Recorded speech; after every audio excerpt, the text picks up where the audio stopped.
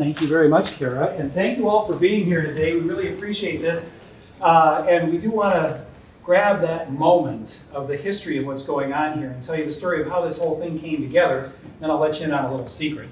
The ideas for these series come usually over coffee at Cool Beans at some point, where Kara and Lisa and other colleagues would get together and talk about ideas. Well, this was a no-brainer. When Emma Gale opened this library, it was an idea that changed everything for the city of Rock Island, forever. We are a better community because of the building that we're in and the institution that it represents. So we thank Miss Gale. By complete coincidence, my spouse and I were on a walk through our beautiful Chipianic Cemetery, and that's where Miss Gale rests to this day. You can see her resting place to this very day. Well, so we thought, let's talk about ideas that changed everything. Now here, please don't tell the other presenters in the series. But once we started talking about ideas and books that changed everything, I built a series based around hoping that Dr. Lauren Hammond would say yes. And she did. And so, because I think the 1619 project is something that has already changed everything and has the potential to change even more if we just open ourselves to that possibility. Our speaker today, though we proudly call Illinois her home now, is originally from Virginia, where she earned her BA in History and African American Studies at the University of Virginia before earning her PhD in Latin American History at the University of Texas in Austin. One thing I think is fascinating is in higher education, there are many colleges and universities in the United States. There are only about 100 that earn the designation of National Liberal Arts Colleges, and Dr. Hammond has taught at 3. Before coming to Augustana, she was at Southwestern University in Texas and Denison University in Ohio. We are so grateful to have her at Augustana College. Please, friends, join me in welcoming Dr. Lauren Hammond.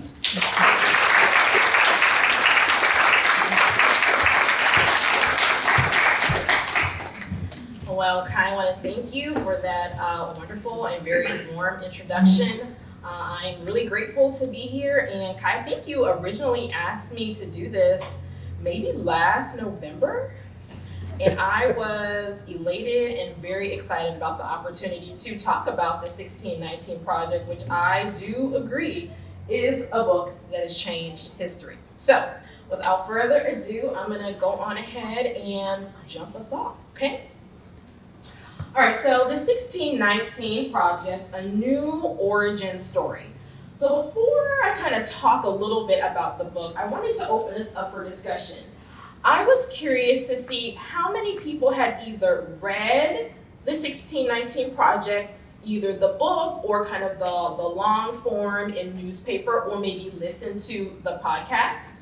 And if you had, I was curious if anybody would be interested in sharing their thoughts. So has anybody either read or listened to the podcast? Okay, all right, so we have some hands. So thoughts about the book or the podcast, maybe just from 2 or 3 people? I know I just gave the intro and I forgot to tell Dr. Hammond this, but in the summer of 2020, the Augustana Cabinet, that's the senior officers of the college, went through the podcast, episode by episode, led by our unparalleled Vice President for Diversity, Equity, and Inclusion, Dr. Monica Smith. And I want to tell you, it changed us as individuals, us as leaders, and I think it changed the institution. So if you haven't done it, I know the book's a bit daunting, but please go to the New York Times website. It's freely accessible to listen episode to episode. Okay, all right. Other thoughts? Yeah, I'm only, I think, partway through chapter 3 or 4. Okay. My friends and we had been doing a Zoom Black History class introduction it's earlier this year, and we said that we were going to read the book, you know, and I couldn't get through it. I mean, as I went through one part, I just had so much. I was overcome with so much emotion and grief. I just had to put it down. And I wanted my friend to say something about her because it was just so heavy on me, and it's like, I don't know if I can get through this, but I have to, you know, get through this. And I know Andrea as well as Donna have been working with it as well. Okay. Did you want to share as well? My experience as well, first is that there's so much in it. It's so well written, but she just puts so much into one page. And then it does really bring out the emotions. And so it's slow reading because I want to get everything out of it. But it's amazing, absolutely.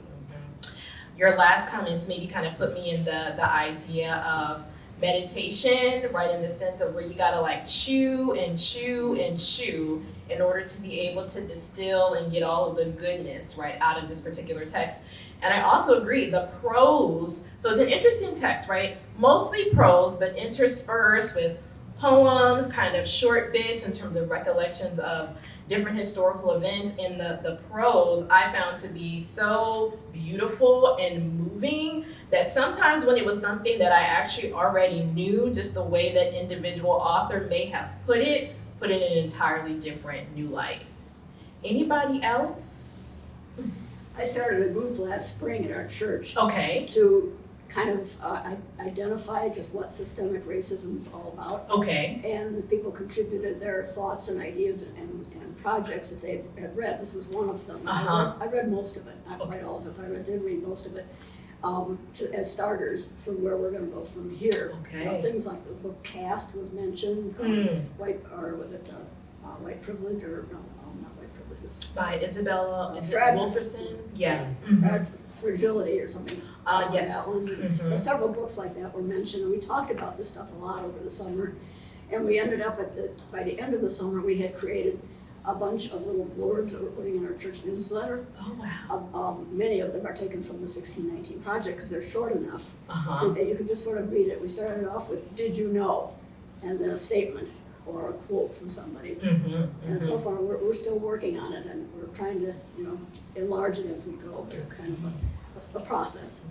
All right, I love that. And also just kind of the idea of church activism around these types of texts, I think is something beautiful. I do some similar work as well, so I'm really inspired to hear that as well. And we call it fairness awareness, because what we're trying to do is create awareness among our congregation of just what it was, what it still is. Yes. Well, I just want to say I bought the children's book. Yeah, so there is a children's book. I believe it's called Born Upon the Water. Yeah. Yes. But I was shocked, because I bought it as soon as it came out, and it disappeared from the shelves. It's not there anymore, Okay. because I bought it for my grandkids. And so I was like, I'm glad I Got a hold of it. Hold of it, yeah. Before it disappeared. Okay. One more over here. Yes, I just wanted to mention Dr. Jones, Nicole. Not only is she from Iowa, which I found so very We'll talk about that. interesting, and I've been doing a short research on Black people in Iowa, because I grew up in Chicago and we always thought didn't know Black folks lived in Iowa. Iowa has a lot of Black history. Iowa has a lot of Black history. And she also especially mentions LaRon Bennett, who used to write for Ebony, and his book. It's not. I saw on TV the other night on Cobra's show, and she mentioned it, but I read it in high school. Okay. The book, but she always mentions his book In her talks and works. Right. Okay. All right, so I have one other question for us. If you maybe have not read the text or listened to the podcast, what have you heard about the 1619 Project? What have you heard about the 1619 Project? I would just share, I shared this event on my Facebook page yesterday, and with mostly positive feedback, but someone said to me, what is this book about? And so I shared my opinion, what I thought the book was about, and then the response of this individual was, oh, this book is about America was solely founded on slavery, and is really advocating that there's nothing good about the country. And so then my response tried to be kind back and said, well, not my experience what I think, and I'm like, have you read the book that you have this opinion on this? And I'm like, and honestly, I think what you're doing is you had opinion before you made a comment on my page. When you asked me what the book was about, that was kind of a false question. So coming in to like kind of engage me in the conversation. And so kind of like a hook, right, with some bait to see if they can get you to go somewhere. Okay, all right. Anybody else? I've heard controversy about it. Yes. You know, I haven't read it, but there's been a lot of that about different schools not allowing it there, that they don't want this history out, which history is history. That doesn't quite make sense to me, but yeah. So we'll talk a little bit about that. One of the things that I do want to address is reception of the text, right? And as you can imagine, right, there was some that was glowing. Others where maybe they, in general, may have agreed with the thrust or impetus of the project, but had some critiques. And then others that essentially said this text is brainwashing, right? So we'll kind of talk about these various critiques, okay? So I wanted to do a couple of things in our time together this afternoon. So I'm gonna talk a little bit about who Nicole Hannah Jones is, right? She is kind of the editor and co-creator of the 1619 Project. I wanna kind of review with folks the origins and the goals of the 1619 Project, because I think that's important for us in terms of framing our discussion, right? And maybe how we view the text and think about some of the text reception. We'll talk, yes, about how the project has been received, as I just mentioned. And then I'll offer you some thoughts about how I think this text has changed history, and then we'll kind of move to an open discussion where when I do these kinds of things, I really like to have an open dialogue, right? I don't want to just stand up here, right, and kind of lecture at you. I want to hear what you think and maybe what your experiences and thoughts of either the text or the podcast have been, okay? All right, so this is Nicole Hannah Jones right here with her beautiful red hair, right, and all of her fierceness, right? And I want to maybe kind of map her or frame her so we have a sense of who the author, or maybe we might say co-creator is. So she is a biracial Black woman with Midwestern roots. So her mother is actually a white American of Czech and English descent. Her father is the one who is African American. And so her father's family hails from Greenwood, Mississippi. So he was born there, and his family lived on a plantation that was white owned, right, where slaves, right, formerly had been working. And so it's interesting, right, when we think about the time period maybe in which her father was raised and reared, despite the American adage, right, that if you work hard, right, you'll be successful, that wasn't the narrative of her father, right? So his family as sharecroppers worked very diligently, back-breaking and soul-crushing labor, and yet they were not remunerated, right? And so his mother packed up the family, they got on a train, and she got off, as you mentioned, in Waterloo, Iowa, right? So that's one of the things I feel like I have really enjoyed for me personally. I mean, I live in Iowa, although I teach at Augustana. I'm also from Virginia and grew up not far from Port Comfort. So that is also interesting for me. And then my husband's family is from Mississippi, right? So I felt a lot of personal connection as I was reading through the text. So when we think about her, she's the middle of 3 children, born, raised, and educated in Waterloo. And she went to, I believe it was West Waterloo High School. And while she was there, she made 2 important decisions that kind of get us to the 1619 Project. The first is that she decided to write for her high school's newspaper, right? So this is kind of like those embryonic seeds in terms of her being a journalist. The other thing that she did is that she took a 1-semester class at her high school called the African American Experience. And it was in this class, right, that she came across what we might call an infamous date, right? August 20th, right, 1619 is when 20 and odd Negroes, right, arrived in Port Comfort, Virginia. And there is debate, right, amongst historians about whether or not those people were enslaved, whether or not they were indentured servants. I think one thing that we can say for sure is that they did not land as equals, right, on American shores. And I think that's the important thing for us to keep in mind. So she then went to Notre Dame, right, here in Indiana, where she majored in journalism.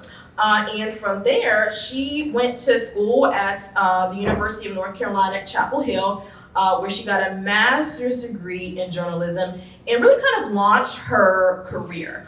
We had those seeds, right, as she was living in Waterloo, but it was here that she really started to dig at the question of race, focusing primarily on race and education in Durham County, right? And so from here, right, she would go on to work in Oregon and a number of other places as a journalist.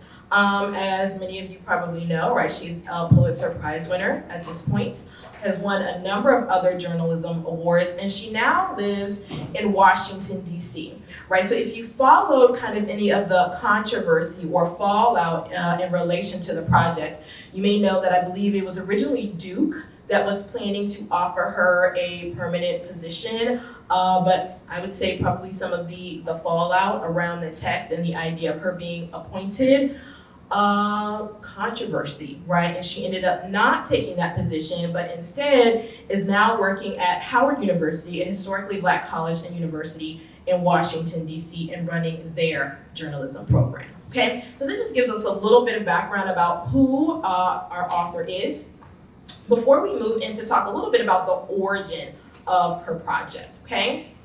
So, the 1619 Project. So when you read kind of the introduction to her text, she says that as we approached August of 2019, she was thinking about, right, those 20 and odd Negroes who arrived at Port Comfort in Virginia. And she said that she knew, this comes from the text, that this momentous date would likely come and go with little acknowledgement of its significance. And so that was something that really bothered her. And she said, well, I have this position, right? By that time, she was working for the New York Times. And she said, I am going to use the global platform of the New York Times to help force a confrontation with our past and the foundations upon which this country was built. So she went to her editors, right? She pitched the project and they were interested and accepted. And so she went on to write the 1619 Project, right? She met with a number of scholars, activists, right? If you have looked at the text, each chapter, right, is by somebody different, right? She's written 3 contributions, right? But each chapter is by another scholar, an activist, etc. But what they attempted to do was bring the contributions of African Americans in the United States from the margins to the center of American history. And they argue that slavery and its legacies have profoundly shaped modern American life, even as that influence has been shrouded or discounted. Okay, so this is the origin of the project, and this is kind of the main thrust in terms of the argument that she and all of her co-authors make in their individual contributions. All right, so now I want us to talk a little bit about the reception. And so I've kind of broken it down into 2 different categories, right? That which was positive, right, a warmly received text. And then we'll look at those that folks were maybe concerned sometimes about maybe historical points of fact, right? But then we can kind of see a further end of the spectrum where reactions were largely negative, right? Maybe akin to the comment that you made in terms of your conversation on Facebook, okay? So our first comment, I'll put up here for us, right? Women's review of books. So that comment said, by teaching how the country's history has been one of depriving the rights of one group for the gain of another, and how those marginalized work to claim those rights for all, the 1619 Project restores people erased from the national narrative, offering a motivating, if sobering origin story we need to understand if we are to ever truly achieve liberty and justice for all. Okay, so again, this is an example of kind of the warmer or more positive end of the spectrum in terms of audience reception. So here, as we look through this next category, right, you'll kind of see we'll move from this first comment down to brainwashing, okay?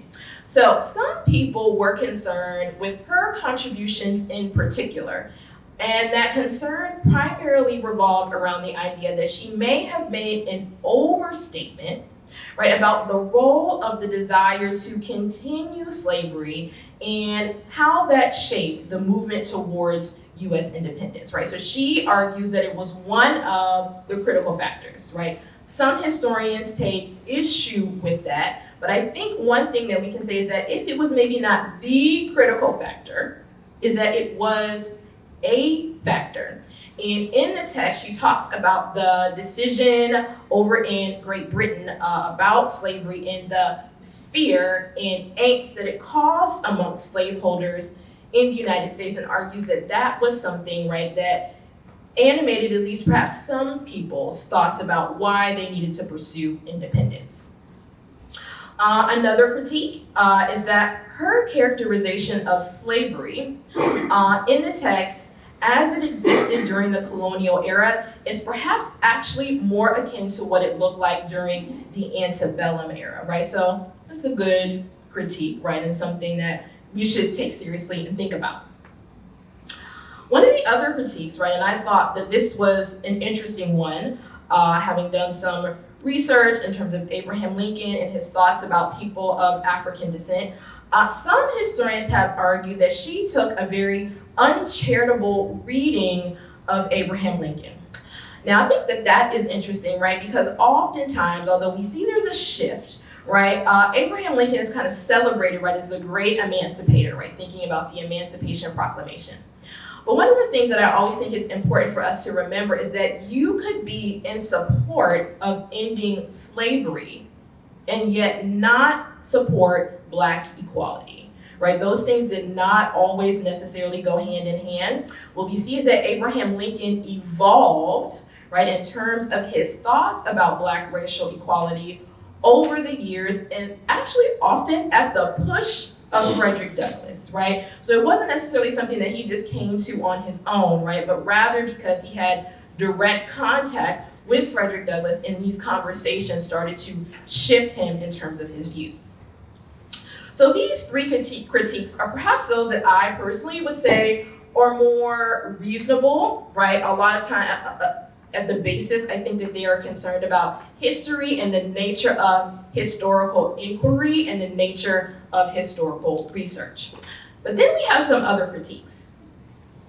One of those is this idea that 1619 cannot be an origin date because it does not stand as a moment or offer an ideology of unity, right? With this idea that if we are gonna pick a founding date, it needs to be something where we can see the majority of Americans coming together, right? And so some people may argue, right, that that was with the founding of Jamestown in 1607. Other people may say it was 1776, right? But some folks argue that 1619, perhaps because of the racialized nature of that date, can't be a date that we consider for an origin story for the United States. Another critique is that American history has never been black and white or this narrative of the oppressed versus the oppressor. Now this I think is interesting because I do believe that there is a seed of truth here, but I think it's also interesting because when we go back to the founding fathers, they very much saw the nation as black and white, right? Thinking about the importance of slavery to the nation's political systems, to the economy, right? So I think this is an interesting argument because, like I said, there is a grain of truth, right, in the sense that at a minimum, right, there are other racial groups, right, that have been present in the United States, including indigenous people, right? So we don't want to forget them. But it's also interesting because as I said, right, the founders, right, Thomas Jefferson, right, I'm from Virginia, right, went to UVA, seen Monticello, right, the academic village on the lawn, right, all very much was invested in slavery and an understanding of the United States as Black and white. Another critique is that slavery just is not key to American history. It's kind of this ancillary aberration, and so it's not something that we really need to think about or take seriously. And the final critique is that the 1619 Project is simply an attempt at brainwashing, right? I think people maybe imagine to brainwash people into either greater degrees of racial hatred. I think some people think this is a communist or socialist text, or that's the impetus or thrust. But I always find that particular line of reasoning problematic because it assumes that anytime you critique the United States, that you're a communist, right, or that you're a socialist. And I think we really have to wrestle with whether or not that's something that's intellectually honest, okay? So, thoughts about maybe how this text changed history. So I have 4 ideas that I want to offer to you all, and then I'd like to maybe hear some feedback, and then I have a few additional questions for us to talk about, and if you all have thoughts or questions from the text, I also would love to hear those, okay? So, first thought, I would argue that the 1619 Project changed history because it has raised fundamental questions about the nature of history and historical inquiry in the United States, right? So one of the questions that I have for us is, what is history? Right? What is history? What is it supposed to do, particularly maybe in K through 12 school systems? And why is history important? Okay? So this is my first thought in terms of how the book changed history. Second, I would argue that the text initiated a new public national conversation or debate on U.S. history and the place of African Americans and their experiences in it. And so the reason why I frame it this way is because the 1619 Project is extraordinarily well researched.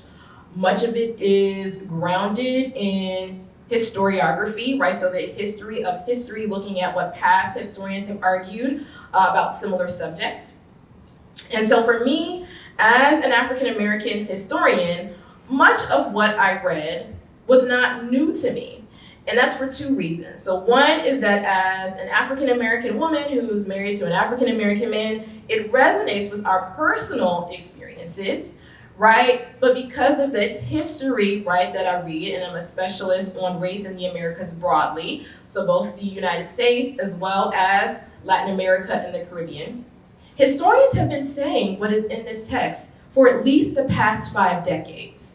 However, I think that this maybe gets to a division between the academy, right, and maybe we might include libraries, archives, museums in that category, what they are privy in terms of knowledge, what they have the opportunity to know, to read, to engage with, versus the vast majority of the rest of the American public, right? So I think for many people, when they read the 1619 Project or they listened to the podcast, it's like, I've never heard any of this before, right? But as I said, these arguments have been coming up in history for at least the past 50 years.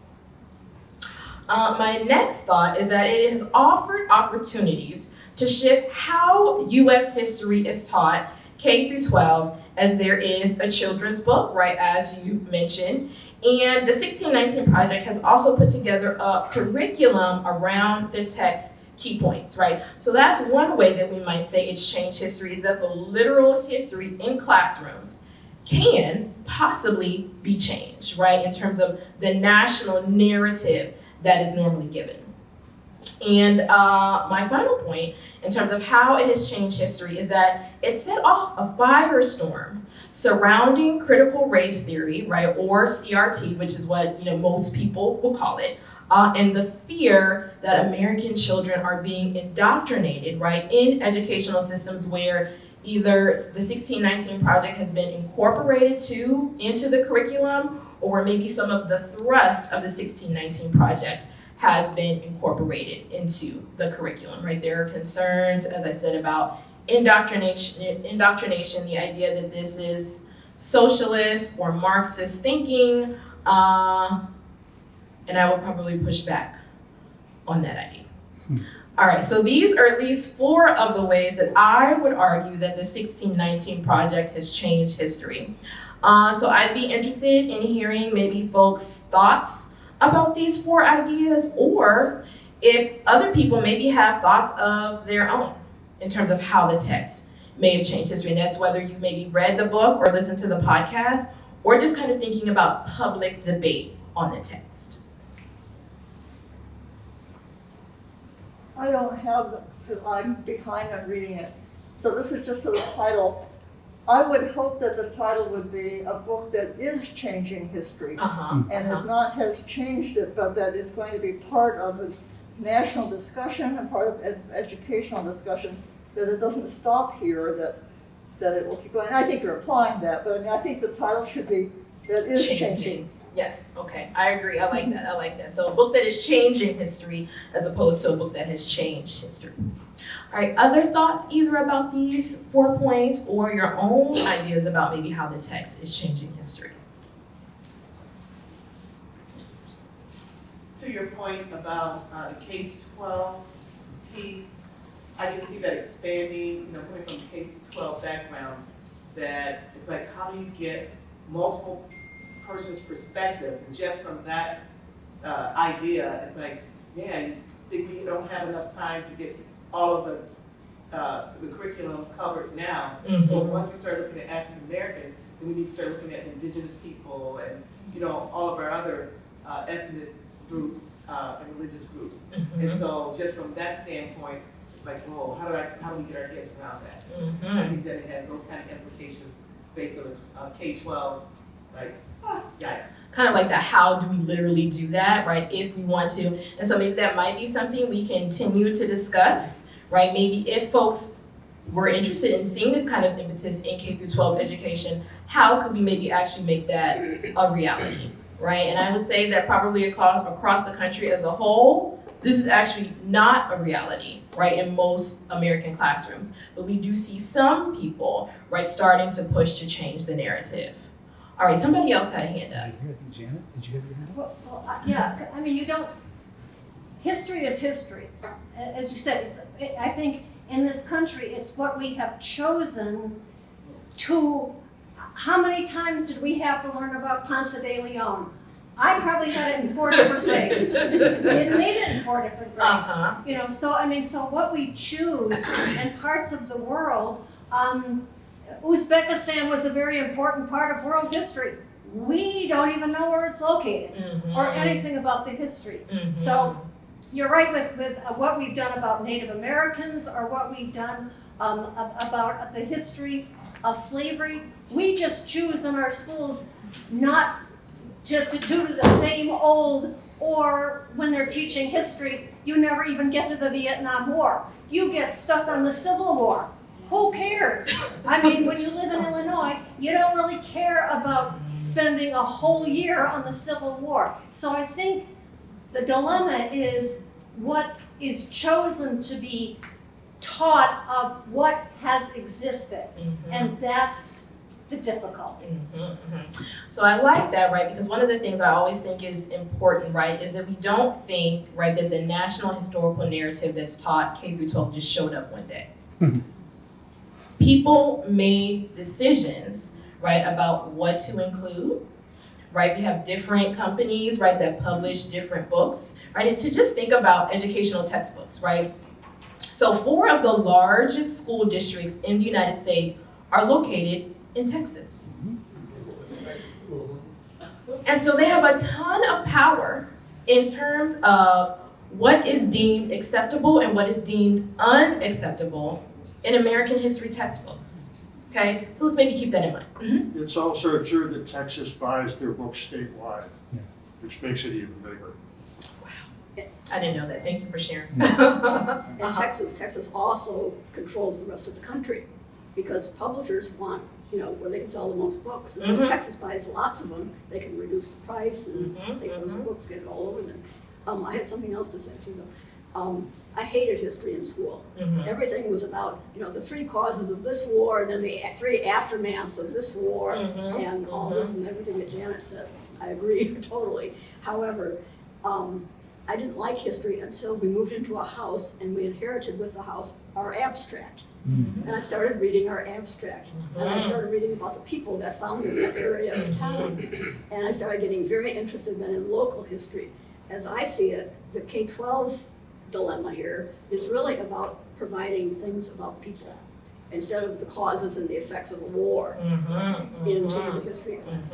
And I think that's what sparks excitement, right? I mean, because as a college professor of history, this is kind of the common narrative that I get. Students show up and they're like, oh, I hate history, history's boring, I don't know why I have to know this, I'm tired of memorizing stuff, right? But one thing is my students don't have to memorize anything. And I'm like, why? When you can just Google it. Right, so we look at other kinds of things, right, and I'm interested and really invested in my students, right, getting hands-on with historical documents, and I primarily teach through a lens of history that's called social history, where we're interested in the lives of average, everyday people.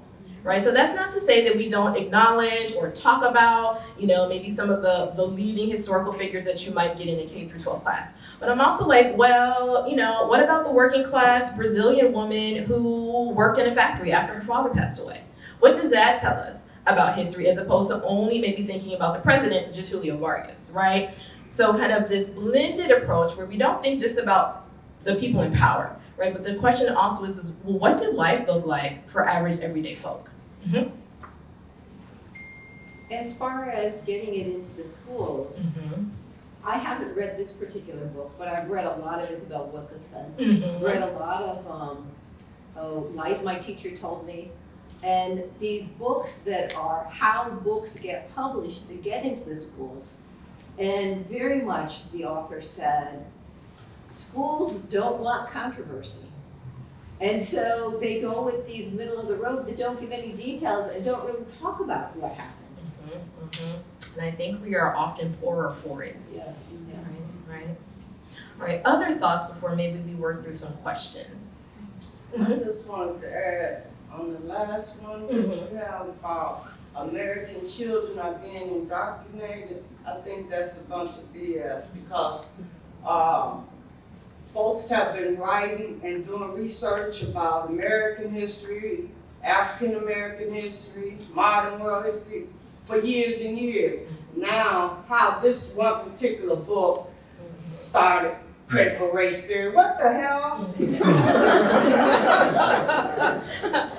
So maybe 2 thoughts about that, right? Critical race theory is old, right? Critical race theory did not start 2 years ago. It didn't start with the 1619 Project, right? Critical race theory, right, is a scholarly discipline that has activist aspects, right, that came out of the academy, right, Harvard, Yale, right, in the 1970s and 1980s, right? So this is not a movement that just showed up yesterday.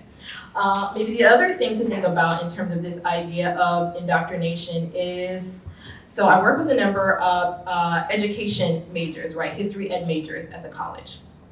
And one of the things that I often push them to think about is what is the purpose of education, and in particular, what is the purpose of social studies and history education, right? And I always argue that it's to create a particular type of citizen, or in other words, indoctrination, right? And so the idea, right, that the standard K-12 narrative that we get is neutral, right, that it is objective, is not true, right? And the standard narrative that we get actually is harmful for a number of children.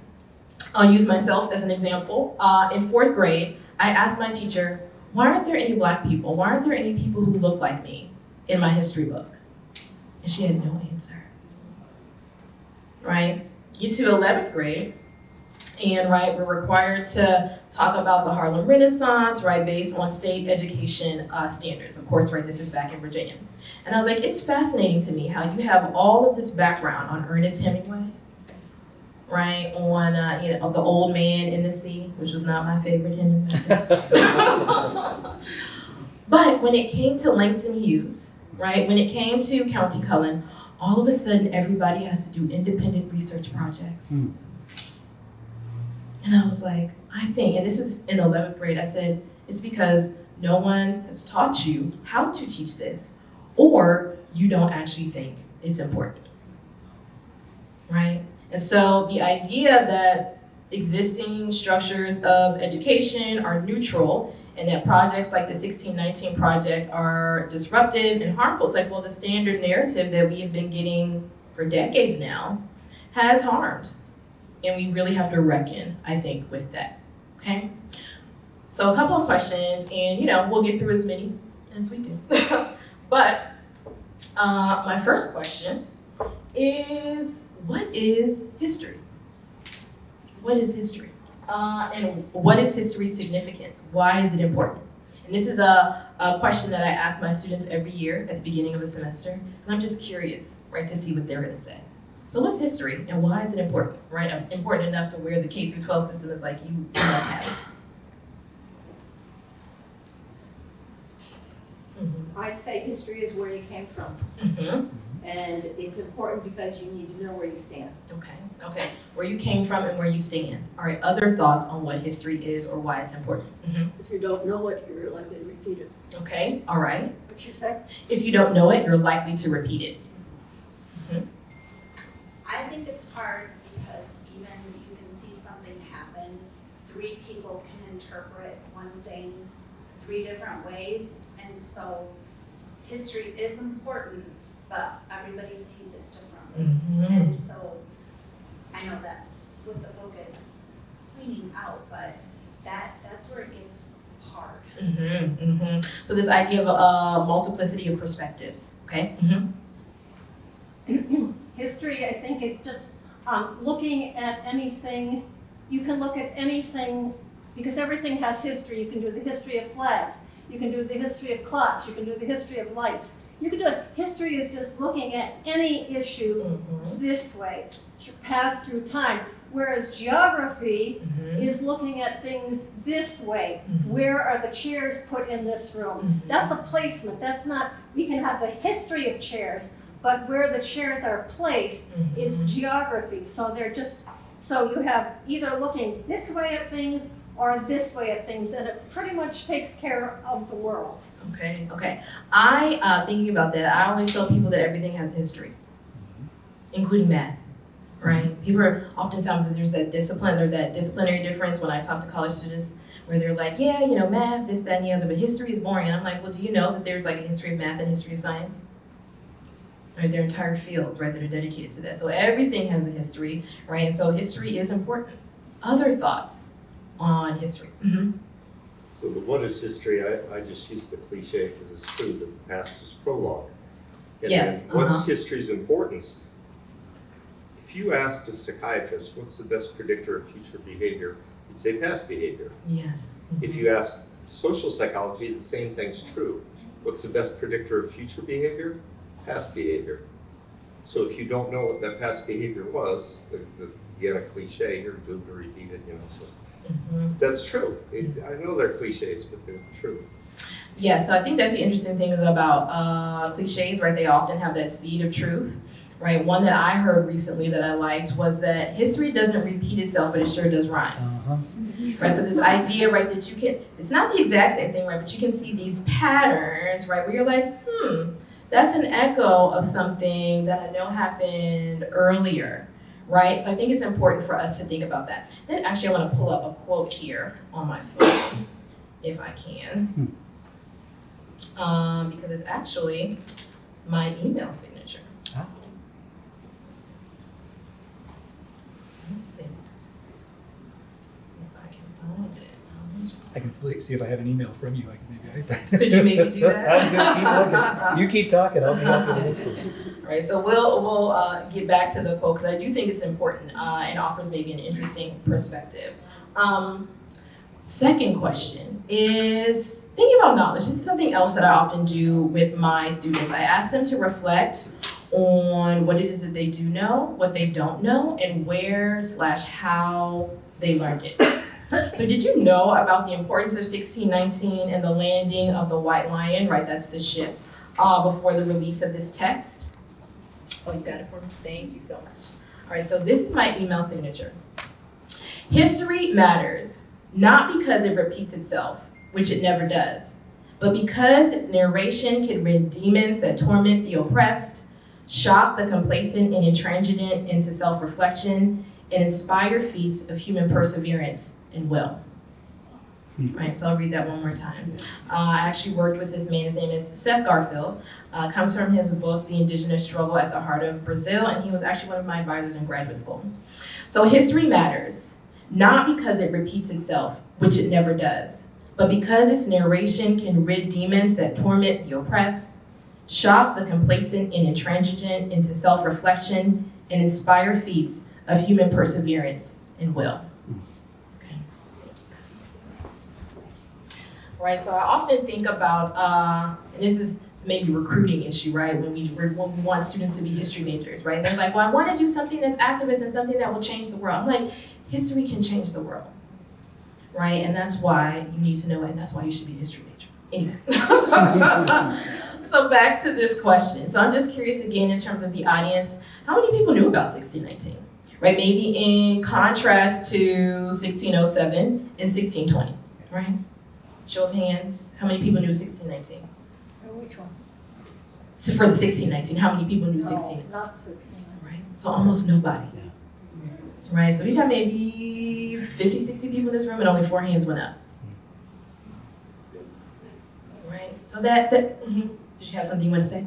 No, you asked, I was on the Zoom, Uh-huh. you taught it. Mm-hmm.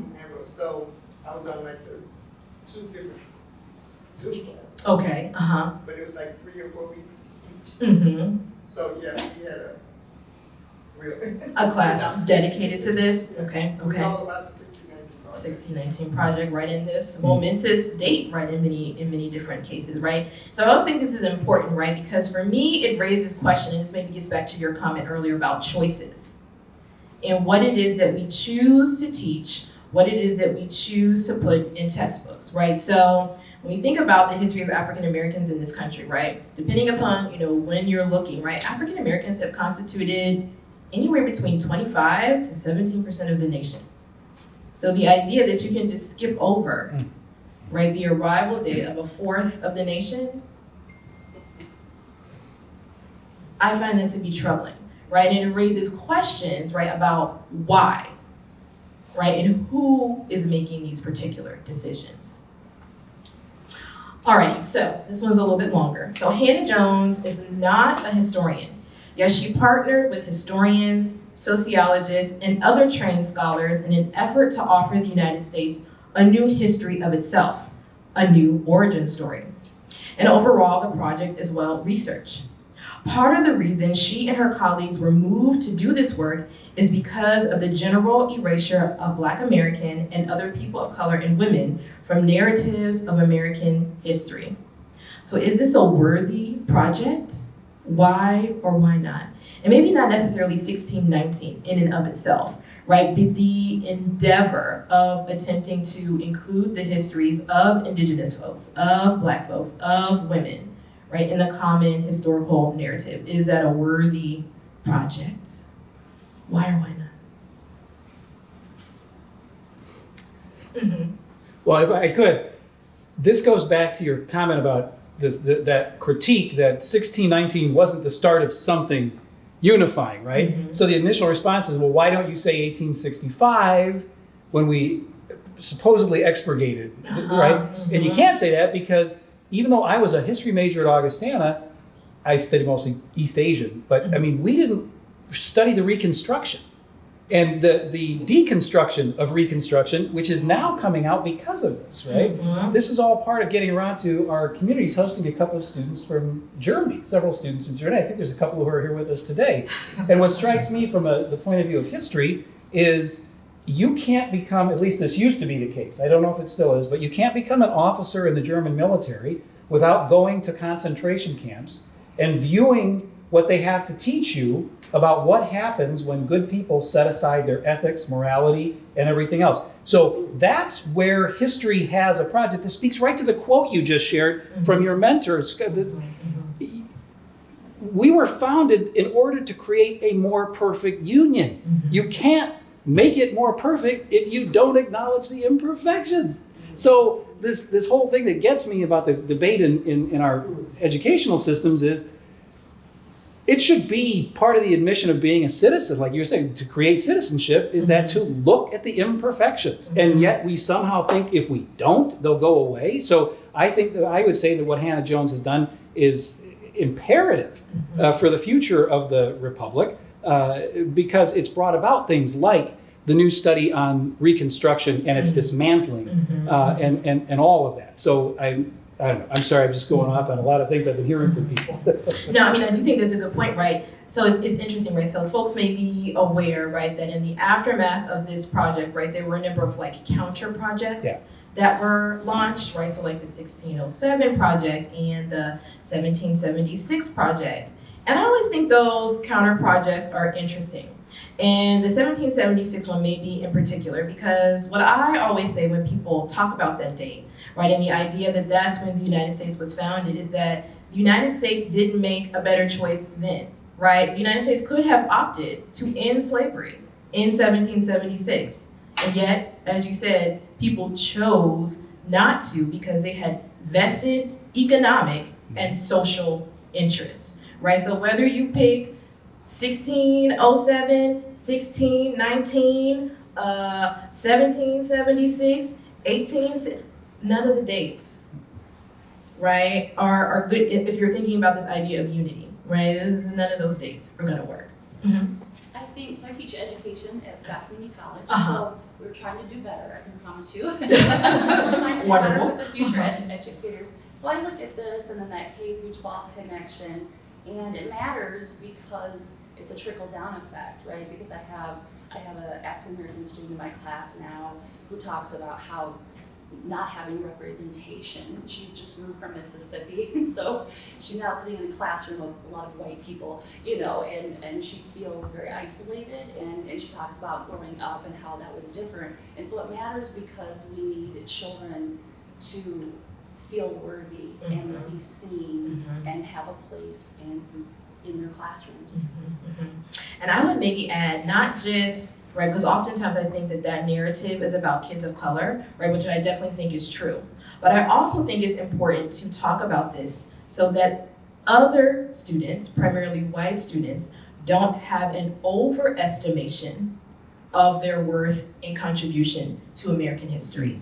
Because I think some people feel like, well, you know, Black people and Asian people, they didn't really do much, right? This nation, right, was built by white ideas, right? Republicanism, democracy, right, was built by white wealth, white labor, right? But the thing is that much of that was on bloodied hands, right? And so I think we have to be careful, right, in the sense of making sure that we want all children, right, to understand their history, know that they have a place here. But also I think the other corrective is this idea of, well, letting people know that other people did contribute to the country, not just white Americans.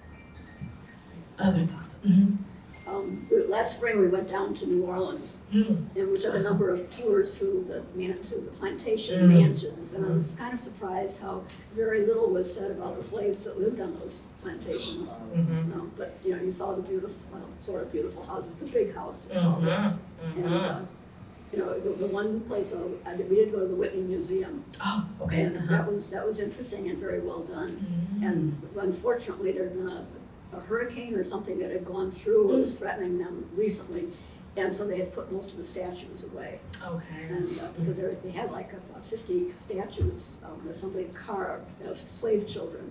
Oh, wow. And there are 2 of them that were sitting, that they used for promotion purposes, sitting on like a slave cabin. Okay. They're life-size statues, and they give you an idea, but there was about 40-some more that they had stashed away because of the storm. Yeah, I am hoping, I have not had a chance to get down there, but I am hopeful that I will. Just kind of reading this, I didn't know about the Whitney Plantation and Museum, and so now I'm really interested in the chance to, get down there. I had another thought, but it's gone, right? That happens to the best of us. And we're almost. We're almost out of time. Oh, We get time. we haven't heard from you. Well, and I think it's not only erased from American history, but it's erased from all those stories are erased from other places.